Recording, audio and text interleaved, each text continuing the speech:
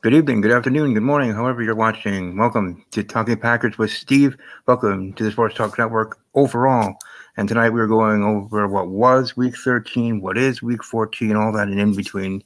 Jam-packed show. As you can see, we have a guest in regard to the Chiefs fandom. We have a couple of guests also from the Giants fandom that we'll be talking to later on when we get to that point. But for right now, let's welcome our co-host with the most there from Tampa Bay, Florida, going to Oh school yeah, there. AJ Eller, how are you doing this evening, man? good man. How are you guys? Doing well, doing well. Yep. Good. As see here, Philip. Philip representing the Kansas City Chiefs. Philip, how are you doing this evening? I'm good, man. How are you guys doing this evening? Pretty good. We're doing well, Pretty doing good. well. Coming off that game, that was the Packers Chiefs. Packers over the Chiefs, 27-19. AJ, I think the biggest thing that I saw from this game that I loved, and I even tweeted about it because I didn't realize it, even though I was live streaming and watching the whole game, but I didn't realize until after the fact. But not at one moment, not for one single solitary second, were we trailing the Kansas City Chiefs, and we were able to to keep the foot on the gas. It wasn't easy, it wasn't pretty, and it wasn't perfect, but it was near perfect. And love, in a way, in a coming out game, and it was great. But AJ, from your perspective, what are your thoughts specifically on that front? That not only did we beat the defending champions, but we never were losing. Not 1-0, 3-0, nothing. None of it. We were leading the whole time. Well, to start, Matt LaFleur and Joe Barry need to get their flowers. You know, they've caught a lot of smoke from us fans from the beginning of the year, talking get rid of them, get rid of these guys, but you can't say enough about how they had this team prepared and the direction they're going, especially Joe Barry. I mean, we got guys out and he's playing with first rounders or got rookies that were drafted in late rounds. We got Valentine, that was a seventh rounder starting at corner. I mean, these dudes are playing well. So I just want to get that out of the way for the coach's standpoint. But, these guys are doing everything they need to right now. They look good. They're flying around. I think Matt LaFleur is finally like getting to run his offense. With Aaron Rodgers, there's like a mix between the two of what he wanted to do and then what Matt wanted to do. And there's just times where it didn't look right, but Matt's got that offense humming right now. They're controlling the ball. They're running the ball. They're finally able to run the ball now. AJ looks good again. Christian, I mean, my God, Christian finally looks like what we all thought he would look like this whole entire year. Tucker Kraft has came on, taken Musgrave's spot, played great, and then all comes back to Jordan. I mean, Jordan has looked amazing. He's probably been one of the best quarterbacks in the whole league the past 3 weeks. You can't say enough. I was so excited. I was losing it. I was pretty damn excited. Puts us at 6-6. Now we're in the playoff picture and got a favorable schedule. So we just got to keep rolling. But I'm excited, happy, and it just doesn't feel right that we're talking about this now after the past shows that we've had coming on here after about a Exactly. couple losses to bad teams. Mm-hmm. But no, this is crazy. I didn't really expect this after the way it was leading.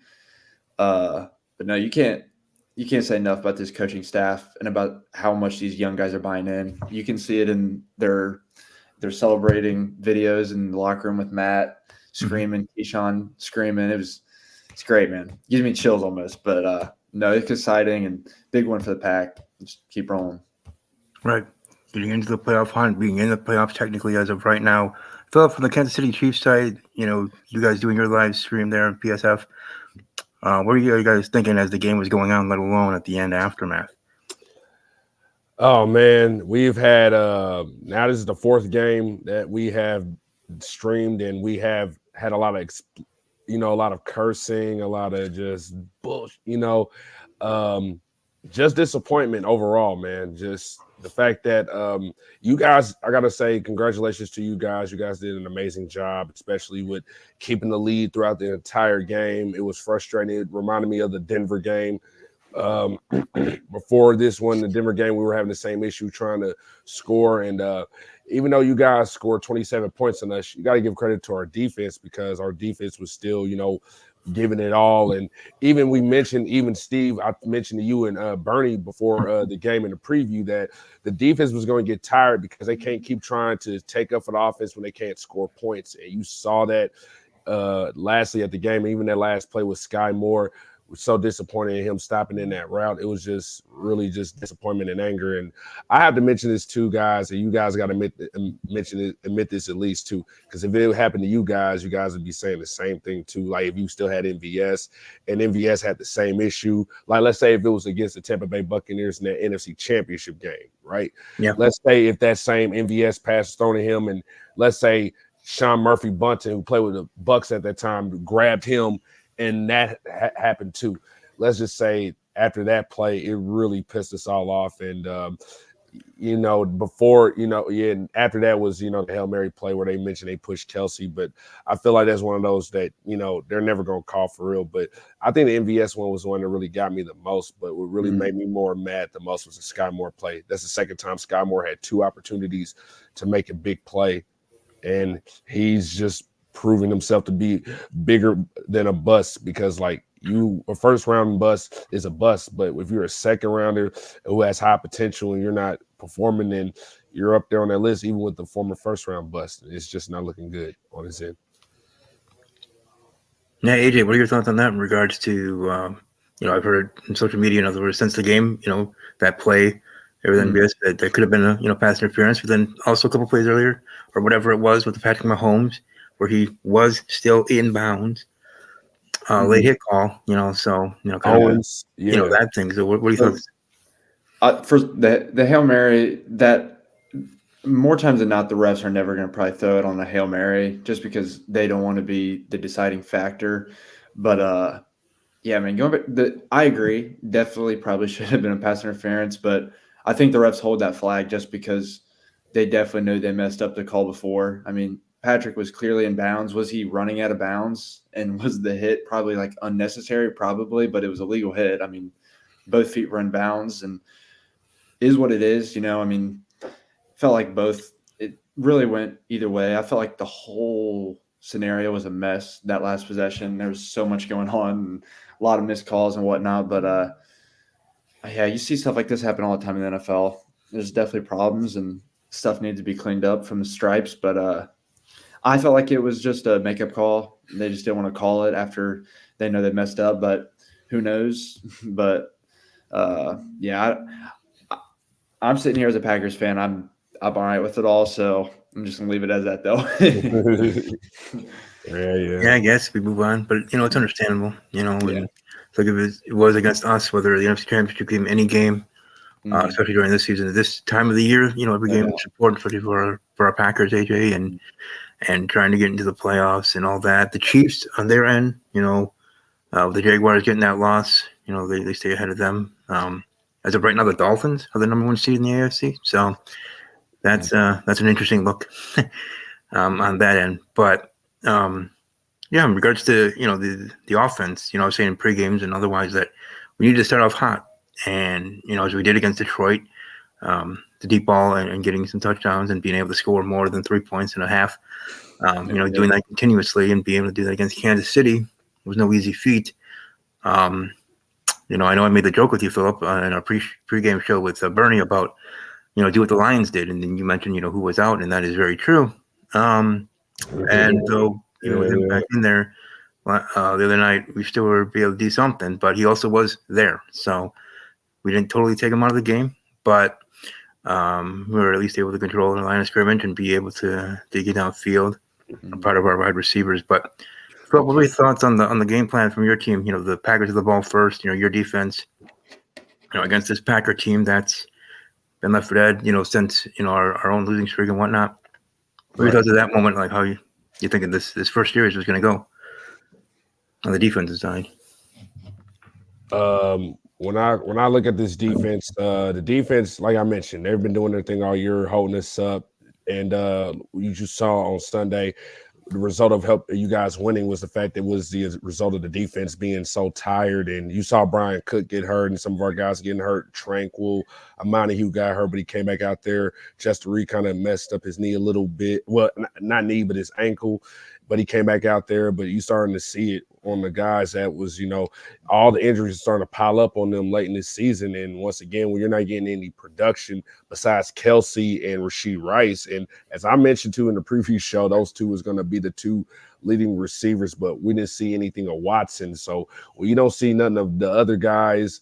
I mean, you see Valdez-Scantling 2 catches, 25 yards, but still, like, who else is producing after that? And I mean, that's just been the biggest issue to like why you see the things that you saw going on with that defense and how everybody played. But in the end, they tried their best, and it just goes to the credit to the work that our coaching staff like Spags has done, and also Joe Cullen.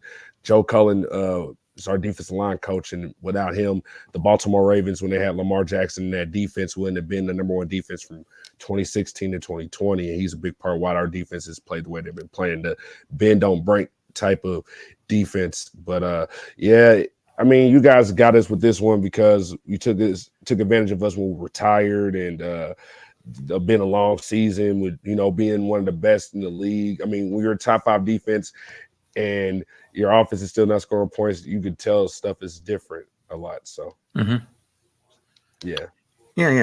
But hey, you still have Pacheco, and he was running wild too. Especially that one play to get to the goal line, carrying people, or the offensive lineman carrying him too, picking him up, and up and out and everything. But Pacheco, you have that great running game with him.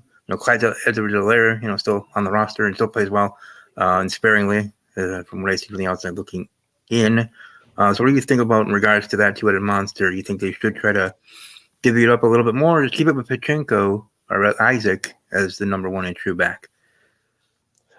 They should stick with Pacheco going forward, man. I mean, I feel like the next great future, great 3-down back for Kansas City going forward, especially going in the future. If you want to give him a contract extension, he'll be cheap to, pay going forward, especially a guy who plays at that level of a first-round talent, but he was found in the 7th round.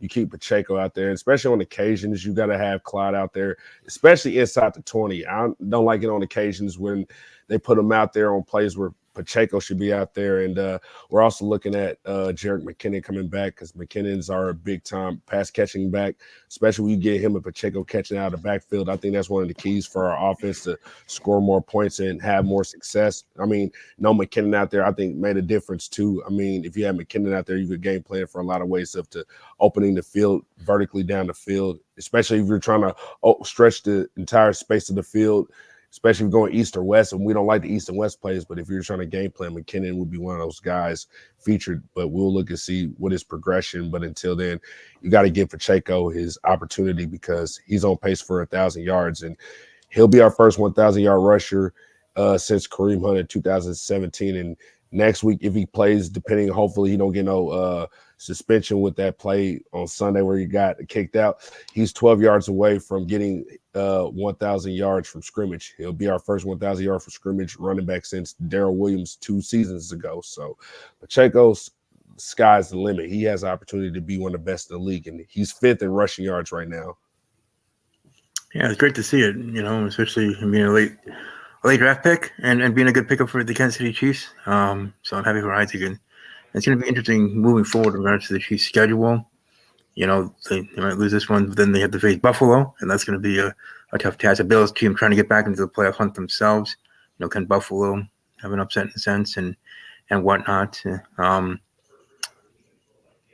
So Buffalo's trying to move up, trying to push Kansas City back down, and we'll see how that matchup goes in regards to the Chiefs Bills. Philip, what are your thoughts in regards to the Chiefs now moving forward in their last final games? They might not be losing that division, but are you worried that they might not be able to get back to the Super Bowl if they have to actually travel in the playoffs? Well, I'm not worried about them traveling during the playoffs. What I'm more worried about is scoring points when we're in the playoffs, man. Just, scoring. And when we do score, we don't have those letdowns like we had in 2017, especially that 2021 AFC Championship game with the Bengals that first time around when we lost to them at Arrowhead. I don't want that to happen. But I feel like going forward with the season, we're all going to be locked in. I feel like we're going to win the rest of our games of the year, the rest of these 5 games, and hopefully hope for a miracle that Miami and hold on a second. There's Miami and there's also Baltimore. That's who else, because Baltimore was on the bye week. Hopefully those two lose, so we win the rest out. We get that number 1 seed, but I wouldn't be surprised if Mahomes have to go on the road for the first time in his NFL career. I mean, it would be great to see him build onto his legacy and show how great he is. I mean, you always going to have those moments there. I mean, being at Arrowhead myself over the last 5 seasons, I was part of those 5 years being at Arrowhead, 5 straight AFC championships. And, that's something that most people in the world can never say they ever got to do. But with this going forward, I feel like that we're still the opportunity to go back and claim and to, still be the champions of the world.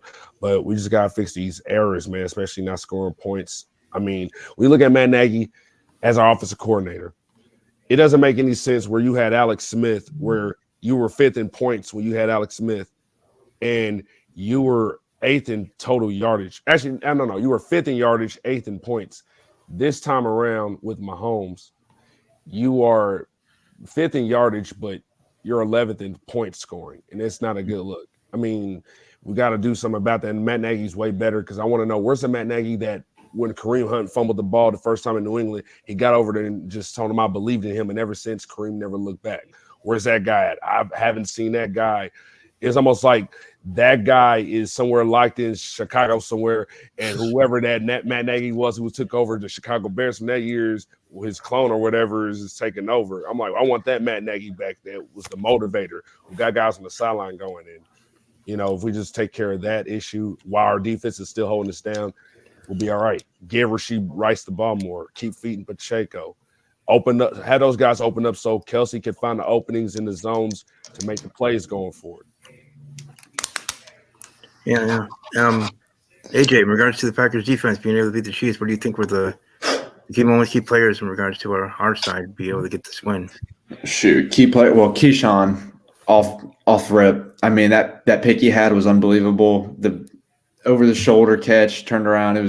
That was great. No, but we had Kenny. All our big time guys played great. Kenny, Rashawn, Luke Van Ness had a sack inside the red zone. We were getting a patty in the red zone. We just couldn't finish on third downs anywhere else on the field. We get him with 3rd and 11, 3rd and 18. He's making like one foot jump throws in 3rd and 11. But no, the defense stepped up. I mean, we obviously field goals. We were scoring touchdowns. They were scoring field goals, and defense knew what they needed to do. But definitely the big time guys on the defense. Jonathan Owens continues to play great at safety. Kenny's playing great. Rashawn's playing great. Luke Van Ness finally get another sack. I think he's going to start getting in the mix a little more. You see him more and more each week. But no, this is exciting for us just because of we know Joe Barry's tendencies and how this defense can look. Right. And I mean, we continue to struggle a little bit against the run, but Chiefs have great interior linemen. Starts with their center Creed, but no, these guys played well. I mean, you can't say enough about Joe Barry, this defense, how they're playing, holding them 19 points. I think we're 9th in total defense points or whatever, which is just, I think, unbelievable. It hasn't felt like that, but it really, really came up big this week, and can't say enough about it. Hopefully they keep rolling. I think they should. We got 5 games against favorable offenses that our defense should look really, really well. Mm-hmm. Boost those stats a little more. But I like where this defense is, and if we get in the playoffs, I think they'll be healthy enough. We're going to get Jair back. Stokes is going to be back soon, so we're going to get our two actual starting corners will be back soon. But yeah, it's exciting, and hopefully they keep going in this direction.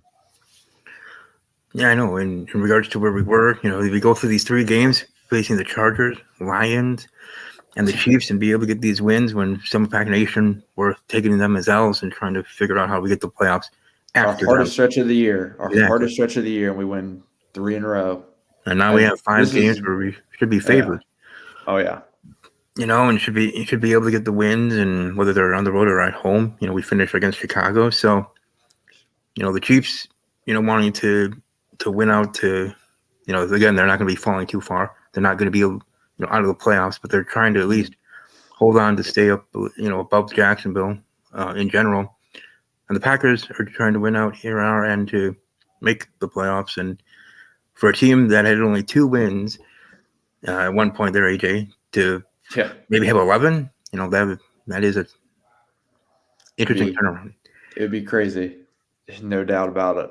But like I said, it starts with Matt and Joe Barry. I mean, Matt stays undefeated in December, and you can't say enough. This is when you want your football team to win games. It's December and January, and Matt does that.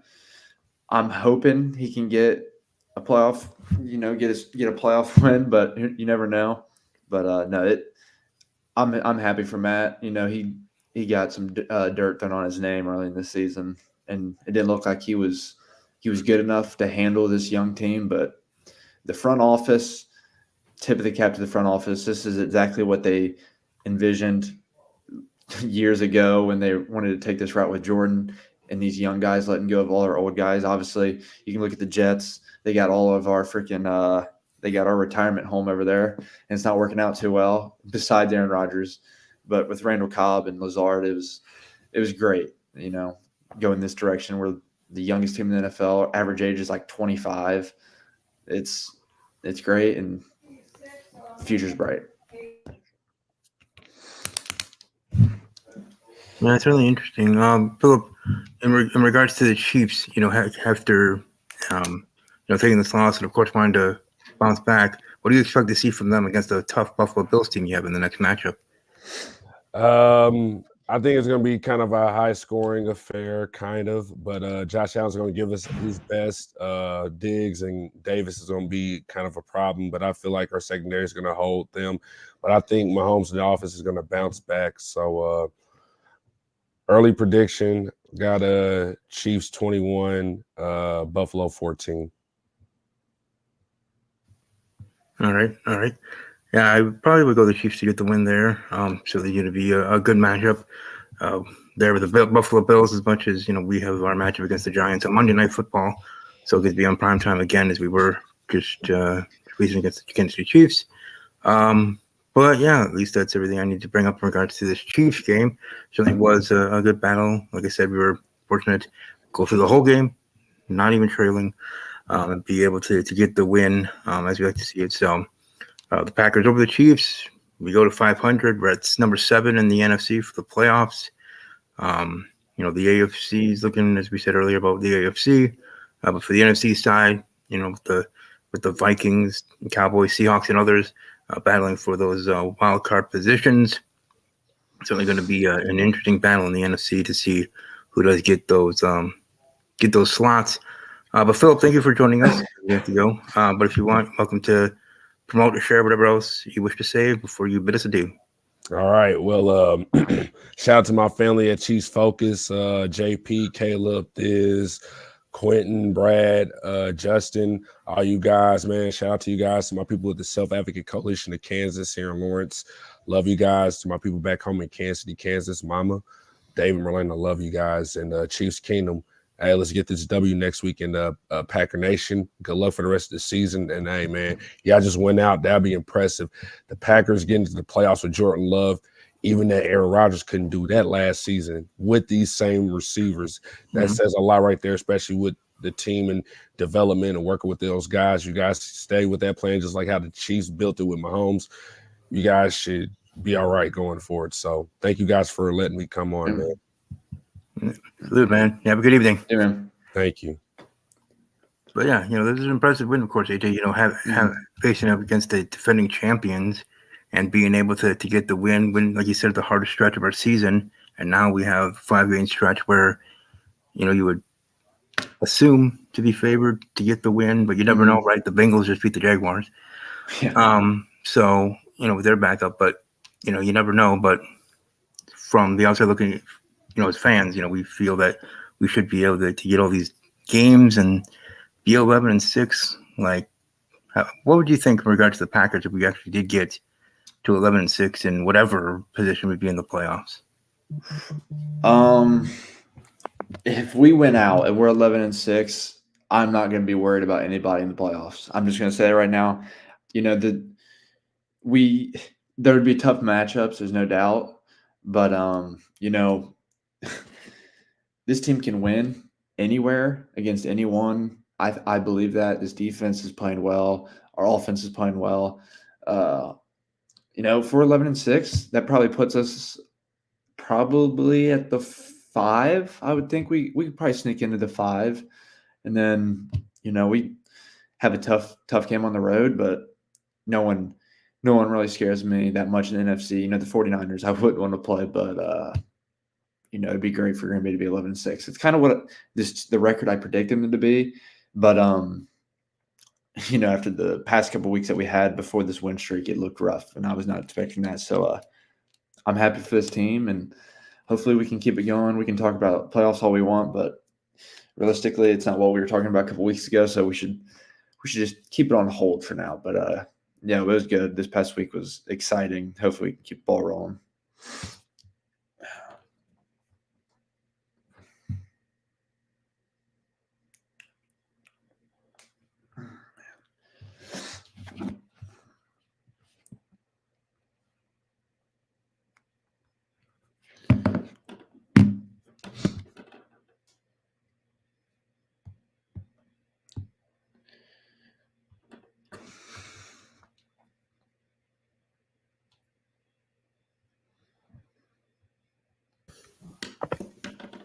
Hey man, sorry about that. No, you're good. For a moment, but anyways, as we move on from the Kansas City game, now we move forward. We have, like I said, the Monday night game. We're playing the New York Giants. With like I said, we have our next 5 games. Should be able to win. The next one up on the docket being the Giants. I know way back when we did the preview for the season, I had the Jets-Giants Super Bowl prediction. I don't think that's going to be happening for either team. Not just the Giants, the Jets. Beat a mess after Aaron Rodgers gets injured after 4 plays.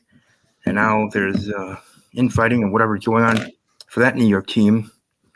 So the Giants might not have that problem, but they have a different quarterback situation going on there for them. But before I talk about their team, let's let their people talk about their own team. So first, let's welcome, excuse me. Jeez, if I can talk. Zane. Hey, I like that belt there back behind you. How you doing this evening? Good. How's it going, fellas? Appreciate you having me on. Yeah. Doing well. Doing well. And also representing New York Giants, fangirl, Adriana. How you doing this evening, Adriana? Good. How are you? Oh, sorry about that. We're doing well. But yeah, as we were saying, the Jets and their problems with the Giants in a different situation in regard to quarterback play and quarterbacks and whatnot. What are you guys thinking in regards to your team and how things have gone so far this season? Zane? Well, I mean, all things considered, started off pretty much a disaster. Everything that can go wrong did go wrong, whether it's player expectation, whether it's offensive line, whether it's defense, you name it. Nothing really went right. Then the injuries piled on. But all things considered, you're 2 plays from being 6-6. So you didn't get the breaks you got last year. The record obviously is what it is at the end of the day. It's not really good. They started to play a little bit better recently, but that's really just, I would say, the defense. The offense has at least been able to move the ball and let them breathe, which is kind of nice. But that's kind of in a nutshell how you end up at 4-8. Adriana? Yeah, I agree. I mean, I definitely went into this season feeling very optimistic. The biggest concern that I had was the offensive line because there were so many questions surrounding it, especially Evan Neal. And one of the things that's been most disappointing to me, a lot of the things Zane mentioned already, it's definitely expectations of the players and what we thought, but it's not even so much the injuries. It's the fact that the injury is preventing certain players from getting better, like Evan Neal. This year was supposed to be a year where he was really supposed to take a step forward. And not only has he not improved at all, he's been injured a big portion of the season. So he's not even having the opportunity to get better, which is really frustrating because he's on, a 4-year deal. He's probably going to have the 5th-year option. And I think it's something else that Giants fans are going to have to worry about going into next year is, oh, great, Evan Neal's going to be on the roster again. Joe Shane said that they're not thinking about moving him to guard, that he's a tackle. So, when he's healthy, just bringing in a new offensive line coach, is that really what's going to be the deciding factor for Evan Neal? Is that going to make him that much better? I mean, God, I hope so. I would have him figure it out and have it work for us than have to draft another tackle, move him to guard, and be, have more question marks around the line next year. So that's been really frustrating.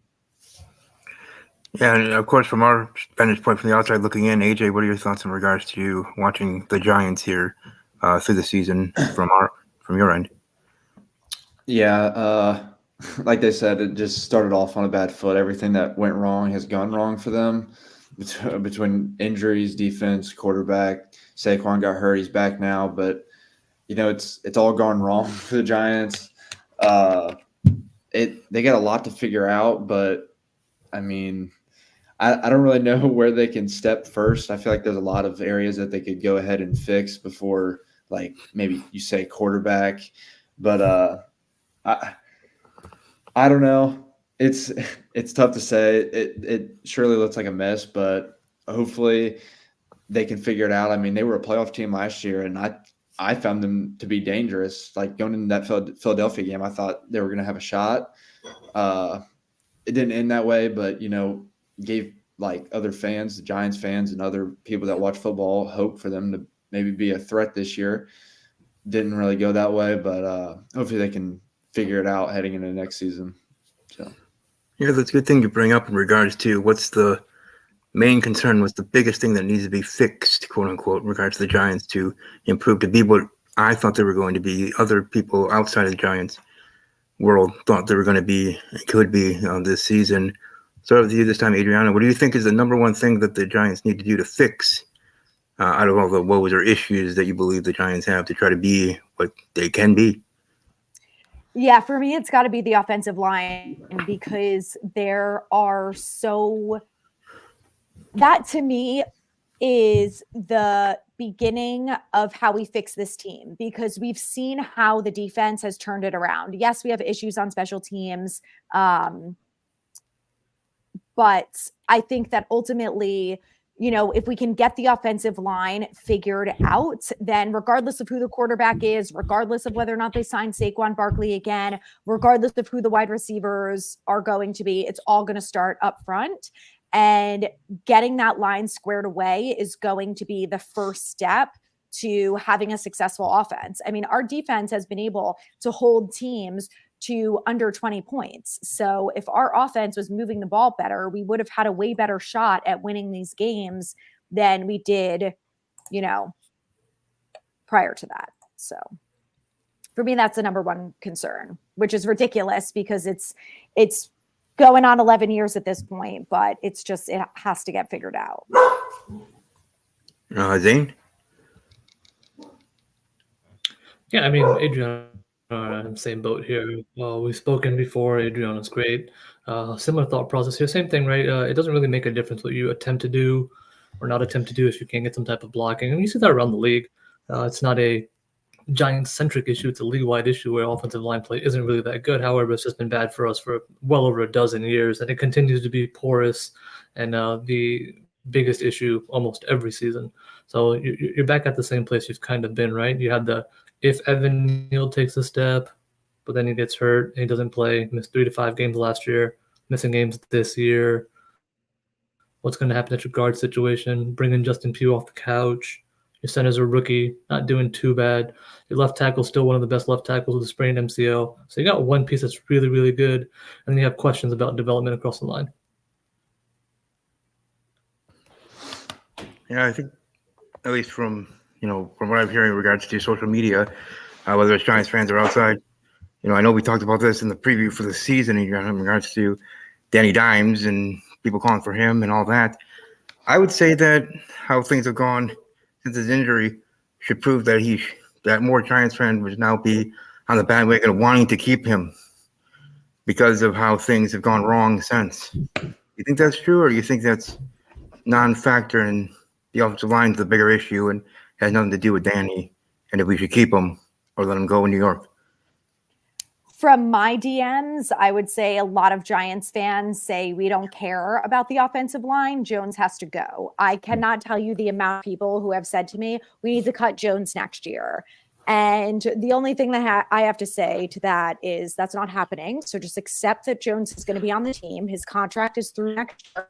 They're going to take a $35 million hit if they cut him, which they're not going to do.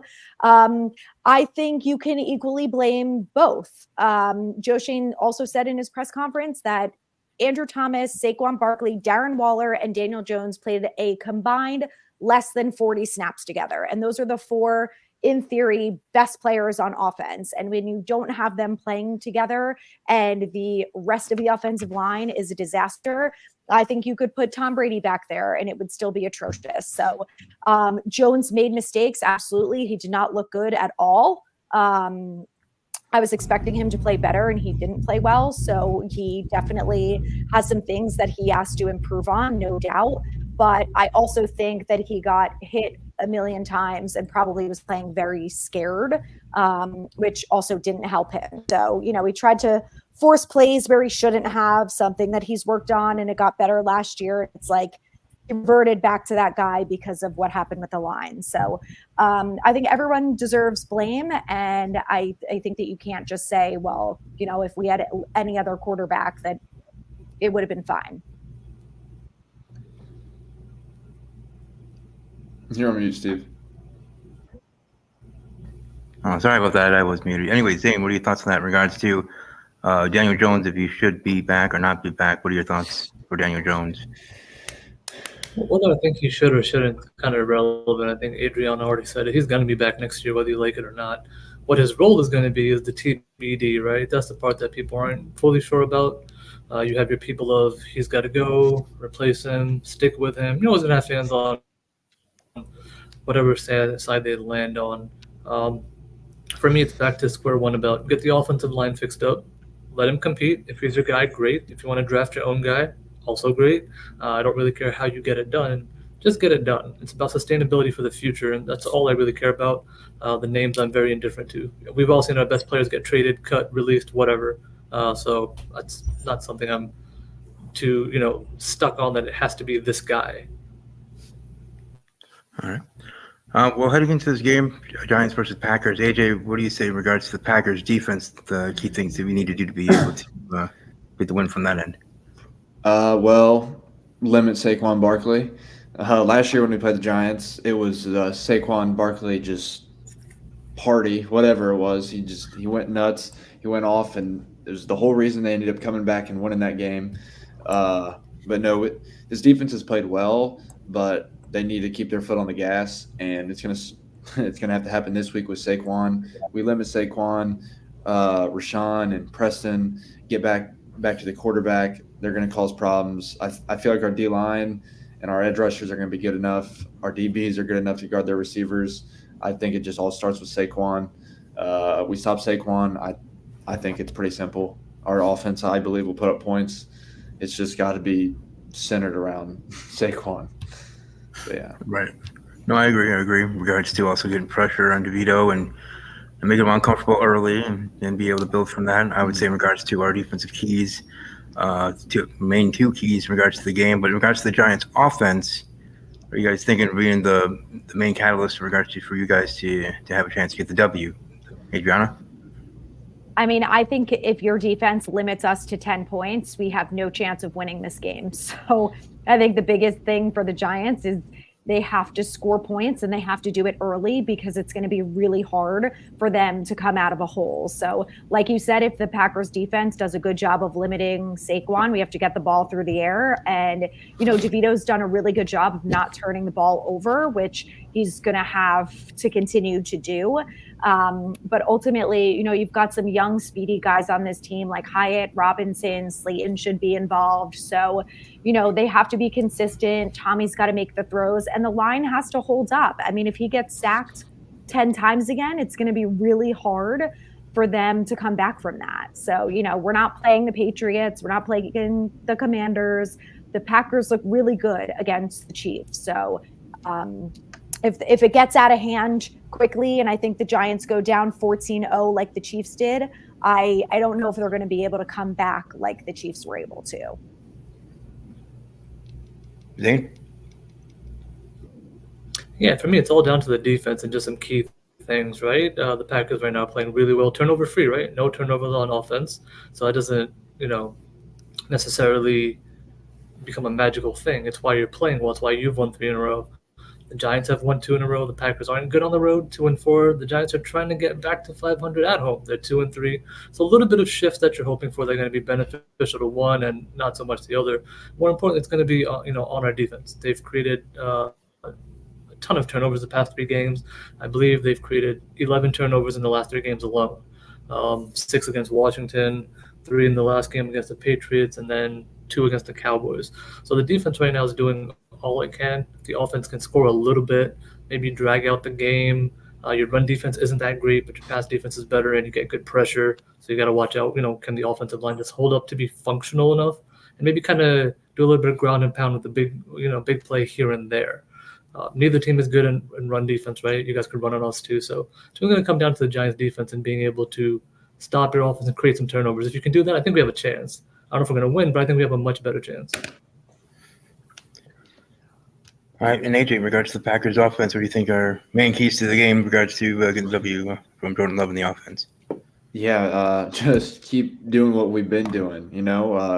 We've been able to run the ball effectively finally the past 3 weeks, and I think that's been a huge key of why we're winning games. I'm not sure if AJ or Aaron Jones will be back this week. I assume not. But if AJ can keep running like he is, he's a workhorse and he wears teams down. And then we hit play action. That's really the key. Just be able to run the ball, open up our play action. Our play action, when we can run the ball, is so effective. We got guys that are fast, that get open. Jaden, Christian, those guys are flying around the field, getting open. Romeo's great running routes, getting open. For me, it's just run the ball, open up the play action, and take what the defense gives you. That's why Jordan's been so effective the past 3 weeks. He's not really been forcing too much, no turnovers. He's just always throwing to the guy that's open. He's not trying to do too much. That'll be a big key. This game, this is a young team that is figuring out how to win, and these are games that can stump you, honestly. I mean, Green Bay's hot. Chargers aren't playing their best ball, but we all thought they'd be a better team this year. So I say they've won 3. Again, they've won 3 games now against pretty good teams in a row. Now you play a team. This feels like kind of a trap game. On Monday night, you travel to New York. They're not that great, but if you come in with your head too high, this could be a tricky game, and you don't want it to be. That's the only part that really worries me for this offense, is if they can just keep going, even when it seems like, hey, this defense might not be great, but it is what it is. But yeah, for me, it's just run the ball, hit play action, limit turnovers. I agree. And excuse me, in regards to predictions, in regards to score wise, or if you don't want to give a score, that's fine too. But at least a prediction in regards to this game, I'll go first. Simply, Packers over the Giants, 27-13 score. Packers getting the win on the road. AJ, for the team, what do you thought in regards to predictions for the game? I've been picking against – I've told you this since last week. I've been picking against Green Bay ever since we've started this win streak, but it's hard to this week. I think we're the better team. I think we can get this done on the road. I expect us to beat the Giants. Honestly, I think this is more like a 10-point game, a little closer than what we may seem, just because I do feel like this is kind of a trap game for a young team like we are. But yeah, if we lose, it's on me. I take full blame, but I'm going Green Bay. Adriana. I think ultimately it's going to come down to whoever wins the turnover battle. So both of these teams have done a really good job not turning the ball over the last few weeks. Like you said, I think they're all feeling optimistic about that. But I will say the one thing that the Giants defense has done really well is recover turnovers from other teams. They've made interceptions. They forced fumbles between Bobby Okereke, Micah McFadden. And then some of the safeties, I just feel like if they get one turnover, the game is over. So I'm I feel like the Packers are the better team, but I think the Giants are going to win it. I think it's going to come down to the wire like it always does with the Giants. And I think ultimately the defense could come through with a late turnover that seals the game. Call me crazy, but Yeah, you never it know. might be. Zane. Yeah, it's a tough one, man. The Packers are hot. The offense is playing really, really well. Jordan Love throws down the field, man. The Packers are attacking the deep throws often. I think their average depth is pretty high for targets. Their yak is pretty high. The Giants don't get yak. The offense is very tricky on our end. But on the homer thing, I'll take the win. I'll say like it's got to be a 17-14, 20-14, 20-17 game. This Giants team only scored more than 14 points like 3 times all season. So we don't score points. It's a struggle with the run game to actually end. Right, we have 4 rushing touchdowns all season. That's 4, and we give up a ton too. So it's not going to be easy. It's not going to be pretty. So if it happens, it's got to be on the defense. Same kind of scenario where it's been the past couple of weeks when they have wins, but they've been obviously playing lesser competition. Jordan Love's going to be a good test. He's playing really, really well. So he's going to be a really, really good test to see where this defense is at against a better quality quarterback, a good offensive line. So it's going to be an interesting one. Really going to be interesting, but I'm always going to be a homer first. All right, same here. Always picking the Packers no matter who we're facing, which did include the Chiefs last week. But anyways, this certainly should be a good game, closer game. I know in my head I'm thinking it should be a blow up, but as most of you said, especially AJ, in regards to it could be a trap game, could be one where we slip up and take the L. Would be unfortunate. I would say from our schedule, AJ, the team we can't lose to the most is Carolina. When we face them, because that would just be terrible in so many ways. Mhm. But here against the Giants, a little bit different. Give us a better fight than Carolina will. But like I said, I do see Green Bay getting the win. But I do thank you guys both for being on for the time you could, and taking time of your day, busy schedules and whatnot, to be able to be here. So I'll let you both give shout outs and let people know where they can find you, wherever they can find you, social media, shows, and otherwise. So Zane, you have the floor. Sure. I mean, you can catch me on Twitter. My handle's right there at This Is Not Zane. My YouTube channel, all the information's in there. Kicking It with Zane, usually every week. I bring on other content creators. I've been lucky enough to have Adriana on and as well as occasional players here and there, and we'll do some cross pods here and there. But definitely catch me on Twitter. Handles there, and all type of Giants-based content. Adriana. I am at New York Giants fangirl, just like you see below over here on TikTok and Instagram. Instagram the most active. I do Q&As on Tuesday. So on my stories right now, I just answered a bunch of questions, and I also have a podcast that's out on YouTube and right in my Instagram bio and stuff like that. So easy to find.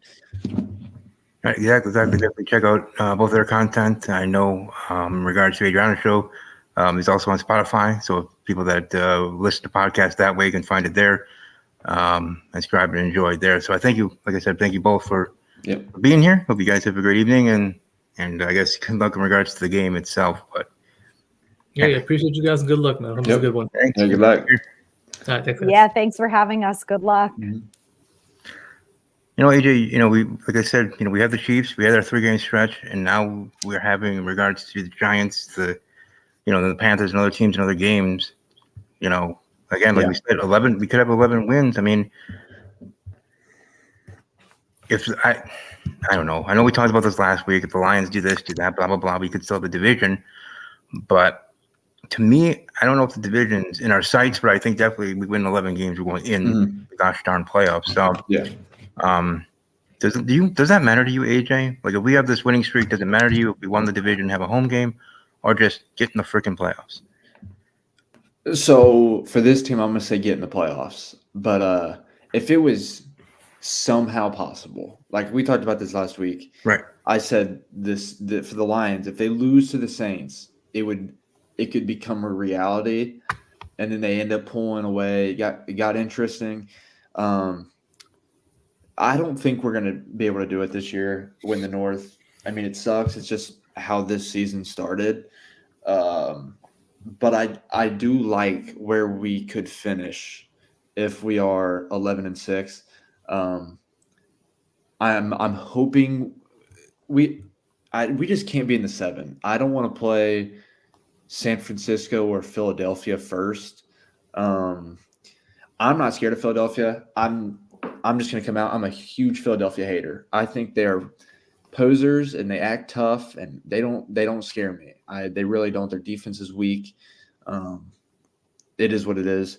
But no, we're sitting at 7. Who's 5-6? I was trying to look that up, but let me see here. I got it pulled up. Let me see here. On the NFC, 5-6. Well, we got the Rams and the Seahawks are 6-6. Tampa Bay and the Saints 5-7. Then the Giants, who we're facing. So So yeah, those are the teams, as you can see. Of course. Currently the 5 is the Cowboys and the 6 is the Vikings. Our 2 most important games on the remaining schedule is the Vikings-Bucks, just because of playoff seeding and whatnot. I do think we jump the Vikings and we go to 6, which I think that ultimately leads us up to traveling to Detroit for a playoff game, which by all means, bring it on. I would love to play Detroit in the first round of the playoffs. There's no doubt. I don't think we jump Dallas. The NFC East is too close between Dallas and Philadelphia. So I do think we range from 6 to 7. I think we favor in at 6 just because of our schedule, and that leads us playing Detroit. I think that's probably the best matchup we can possibly get. We get an in-division foe. We travel to Detroit. It's going to be dramatic. They're going to win the North for the first time in a long time. It's going to be their first home playoff game in a long time. It has everything in it to be an upset. That's all I'm gonna say. It would be great. And then we win. We play. You never know if Dallas isn't at 5, they could upset somebody. The way the playoffs are kind of set up, you never know. This Green Bay team is young. I think there's honestly teams that would not want to play them if they continue to play like this. This defense is only going to get better, healthier. Same with the offense. Aaron Jones, if we can win without Aaron Jones, hold him. I don't care. Don't play him. We don't play that great of teams. If we can hold him and he's 100% by the playoffs, this team is deadly. It sounds crazy now that we're saying that, but what this team has shown as of late, if Aaron Jones gets healthy and we have a dynamic runner and pass catcher in the backfield, this offense is only going to get scarier. But yeah, man, I would love for us to finish 11-6. Very possible. This team's young. I don't want to say it, but I do think we drop one more somewhere in the road. It's just I don't know. I don't think we do, but I do think we do. I think we finish everything up at home. I really do. The game that worries me is at Minnesota. Yeah. I expect Justin Jefferson to be back by the time we play them, of course. That just opens up a whole new realm of offense for them. You got to deal with a 3-headed monster they got with JJ, Hawk, and Addison. It'd be tough, but no, it's definitely exciting. You might be getting a phone call or whatnot. It's understandable. Yeah, but this is perfect, though. This is where we want to be after the past couple of weeks that we had. So sitting at 6-6 at 7th in the playoff picture right now is honestly unbelievable. So it's exciting. I'm fully ready for the future. Yeah, and it'd be kind of full circle. At least from what I saw in the games ago. If not, wasn't the first Packers-Lions matchup. Mm-hmm. Whatever I saw, the last time the Lions had a home playoff game was back in the early 90s. Was against Green Bay and a young Brett Favre. We did win that one. So if we do it again with a young Jordan Love coming into his own prime and getting the win, just like that Packers team did in, I think it was 93 or whatever the year that was, 95, whatever. That would be apropos. If we face the Lions, I'd rather face them. Oh, yeah. That team does not scare me. But, hey, we get a 7-game winning streak. We beat the Chargers, Lions, and the Chiefs. Like you said earlier, no team scares us. Mm-hmm. We might not be highly looking forward to a game against the Niners or the Eagles. But if we face, we're not going to be that scared as fans of the team. You can say what you want, but that was probably one of the tougher stretches in the NFL, those 3 games. And I would say Green Bay's got one of the best. That's probably one of the better win streaks someone's had this year, beating those 3 teams. I know Philadelphia kind of had a gauntlet. You know, they played Buffalo, and then they played the 49ers, and now they played the Cowboys this week. So, you know, that was tough, but they dropped one. But, yeah, shout out to the Packers, man. That staff, everyone, it's unbelievable what they've been able to do these past 3 weeks. It just last year, you know, they got our hopes up. They won 5 in a row. They get to the last game. We just need to win one more, and they were just playing with our hearts. But this year, for whatever reason, it just feels different. I don't know why it does, but it's just a different sense in this locker room for this team. They're all young. They're all together. There's not any outliers. You know, Aaron he wasn't too close with the young guys. So Jordan, seems like he's best friends with all of them. They're all one. Kenyon Drake, who we just signed, he said that he was there today, and he said that the feeling and the electricity that locker room had, he said it was legendary. So he's able to feel it. Guys that are coming in are able to feel it. And, you know, Kenyon's a guy that I wouldn't say the greatest running back or whatever in the NFL, obviously, but he's had a different career going from team to team, but he's a good pass catcher out of the backfield with Aaron out. I expect him to play his role and be pretty effective in it in these upcoming weeks with Jones out. But hopefully Jones comes back. Hopefully Watson's okay. You know, he had that hammy late in the game. I thought he was just going down. So you know, that same hamstring that he's had problems with, which is definitely concerning. But you saw him in the locker room. He had a high spirit and he was standing up fine. They said it's not something to really be worried about. So, you know, teams that are healthy and they get hot this time of the year usually can be dangerous. You know, we have 3 really good players that aren't playing yet and they're coming. Aaron Jones, Jair Alexander, and Eric Stokes. So scary. It's definitely scary for some teams in the NFC. Exactly. But I know you have to cut it short because you got things to do too. So before you do, even though we can't go through the whole, you know, week 14 pricks, at least on air, share what you would say is your personal game of the week. Yeah. So for me, it's Dallas and Philadelphia. I feel like there's a lot heading into that game. These 2 teams, they battled it out the first time. Dallas has been hot. Dak's been hot. Eagles haven't won in Dallas in a couple years. And I think that continues. I think the Cowboys get the win. I might sound crazy, but I think Dallas, honestly, I hate the Cowboys. I think they're the better team. I really do. The Eagles just haven't impressed me.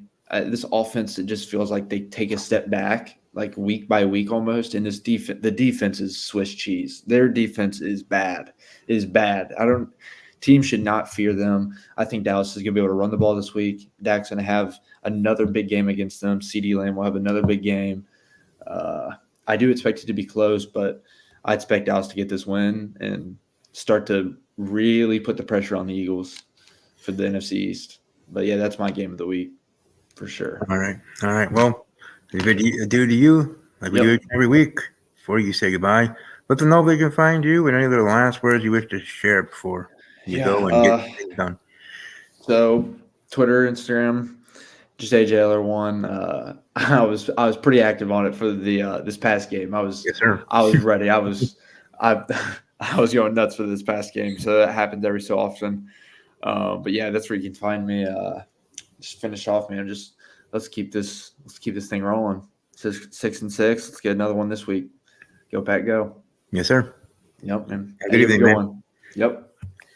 But yeah, he has to go. He has stuff to do. He is in college. He's got school stuff, so he'll be carrying it here to the end. Not too much left to do, but I do thank everybody that was here as guests, and of course my co-host AJ for even being able to be here for the hour that he was. I mean, he has finals going on. He didn't have to be here, period. And I thank him for being here for a full hour or pretty close to it. So, you know, he's got things to do. He's probably running to get things done, or not get things done. You know what I mean? Get his materials and go to the study hall or study group. It's not study hall, but you know what I mean. college stuff, college life, right? But I do appreciate that he cares enough about this show, not just for himself, but for me and for the show itself, and for the show, you know what I mean, that he is here and was here. So salute to AJ. I hope he kills it for the finals and aces them all. You never know. You have a 4.0 honor roll. I know that. I hope so. But anyways, thank you to Adriana, thank you to Zane, and Philip for being guests, and thank you to AJ for being here for an hour himself as my co-host. But yeah, it's a wild thing.